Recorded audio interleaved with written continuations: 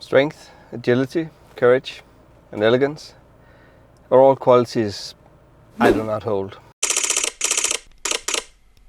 But today I get to spend some time with a lot of young people that I'm certain hold those qualities in abundance.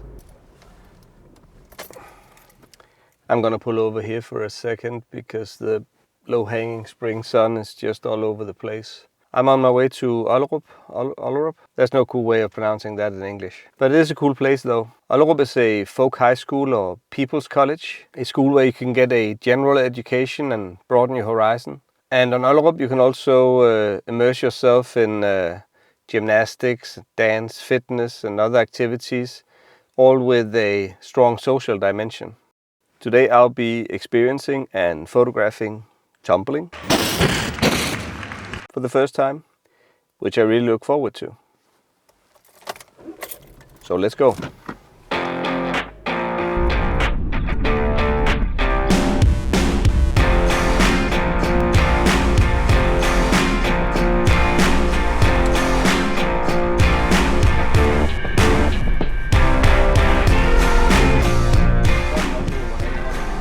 Okay, super. Good sejr. Tak skal du have.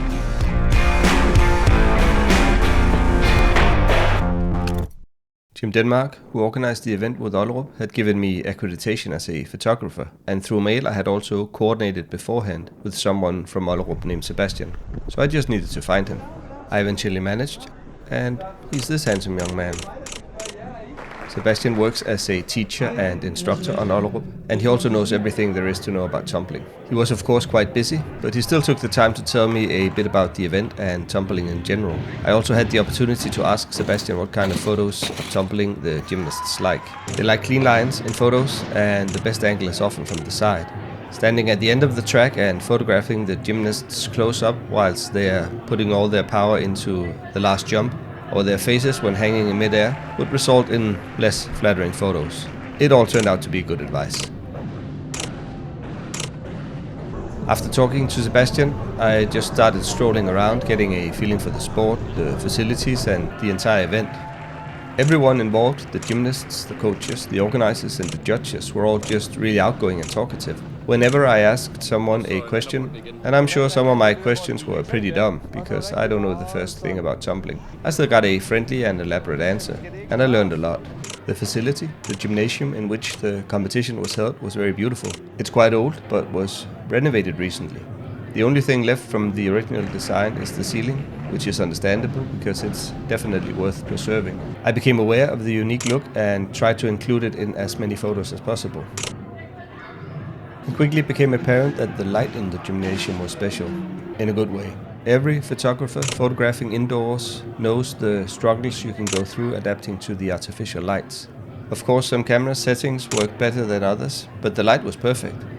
There was just no flickering, no banding, no nothing.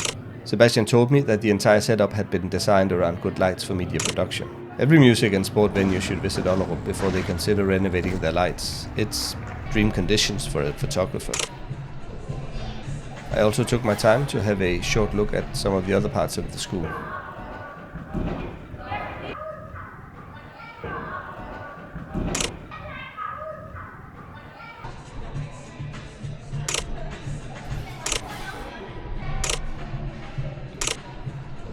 Photographing tumbling seems like one of the things the Sony A9III was born to do.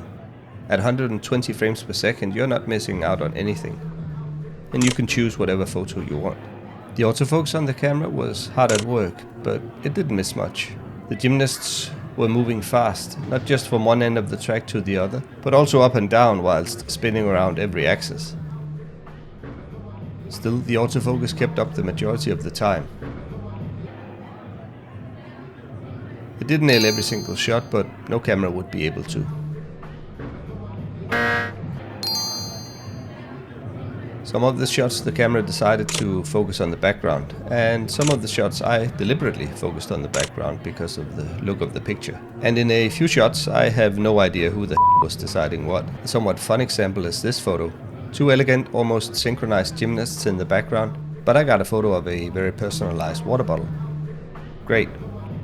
I was a bit uncertain about what lenses to use, but since I didn't have to worry about the light and there was plenty of it, my preferred festival kit turned out to be perfect for this event as well.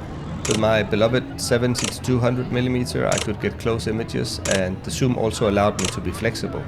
With the 50mm f1.2 I could get sharp images with the most possible background separation. But since I couldn't get all that close, the background separation isn't all that obvious.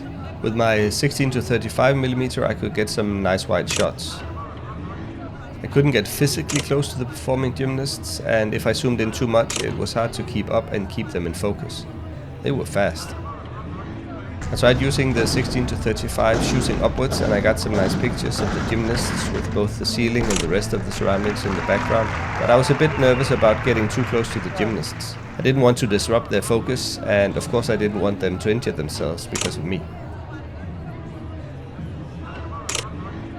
Whenever one of the elite senior gymnasts came tumbling down the fiber track, there was just so much energy and power in them.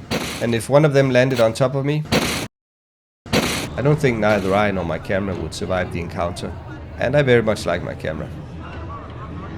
Well, now I think I'll just shut up for a moment and show you some of the atmosphere from the event.